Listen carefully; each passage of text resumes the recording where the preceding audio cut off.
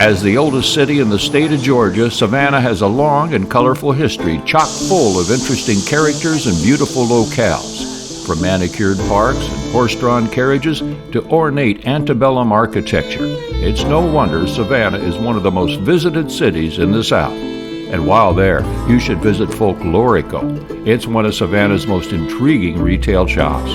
The owners, Heidi and Joe Berkerly, well, they describe it as treasures from a road less traveled.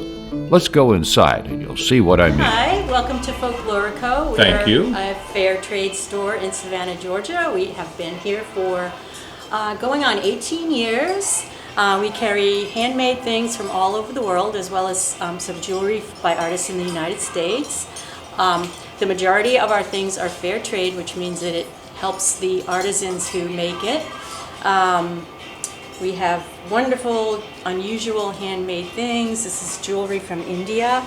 It's made from recycled saris, so it's cotton fabric over wooden beads. And it helps support women and give women jobs in India with training and childcare and healthcare. This is beautiful ceramic pottery from Thailand, all handmade and hand-painted. We have lots of things from Zimbabwe. We have a connection for someone who lives in Georgia who grew up in Zimbabwe and started a company to help the artisans there. So these are little birds made from seed pods, and their legs are wire and their heads are clay, and they're just, very unusual and fun, fanciful. Animals from oil drums. This is a friendly little warthog. And they got plenty of oil drums to work with. Yes. This is Zulu woven telephone wire made by the Zulu people in South Africa. It's pretty fantastic. We have some beautiful pewter jewelry from Turkey. It's like an Ottoman style. And then some of the pieces here are made by an artist in the US, made with stainless steel, so they're all hypoallergenic. Some of our American artists, this is Kristen Ford jewelry, made with all semi-precious stones, sterling silver and 14 karat gold. And let's see. Get my shadow on that one. Yeah.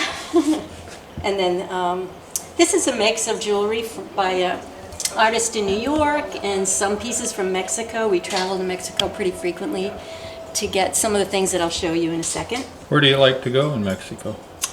We normally go to the states of Guanajuato and Michoacan to find our Sacred Hearts, which I'll show you next. We usually go about twice a year and ship back. Have you ever been to Oaxaca? Oh, yes. That's our favorite place because you can go to all those villages either direction and they make something. Yes, we used to go down there when we used to have the entire house, so we would ship back the black pottery and the Zompa pottery from Oaxaca, some of the textiles. We don't have the space anymore. Yeah. But anyway, so the Sacred Hearts and the crosses we bring back from Mexico.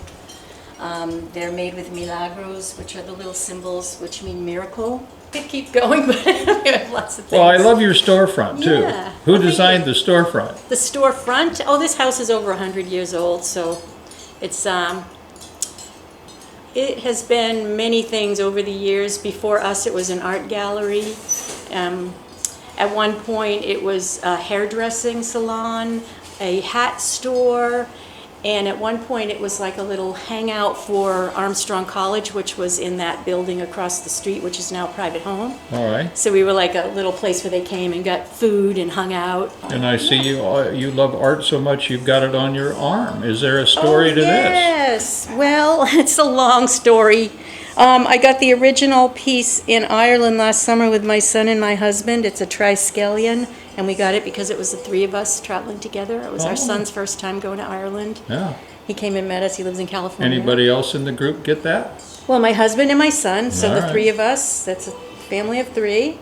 But mine had a problem where it got blowout, which is like a little bruise around it. So I found an artist in Savannah who extended upon it with all the vines to cover up the mistake that the original artist in Ireland made. So, so now I have a big Celtic piece. Maybe he had too much of those, whatever they call the mugs over there. Oh, he was just talking too much, and we were laughing and having a great time, and I went last. I so. can't tell you how much we enjoyed our time with Heidi and Joe, and I thank them so very much for the tour. In fact, it went so well that I thought, hey, let's try another interview. So we headed down to Bay Street for a visit to Church Hill's British Pub. I've been doing some interviews, and could I get you to talk just a little bit?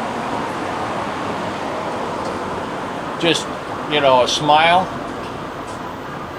It's gonna be a tough one. Could you move your fingers just a little bit?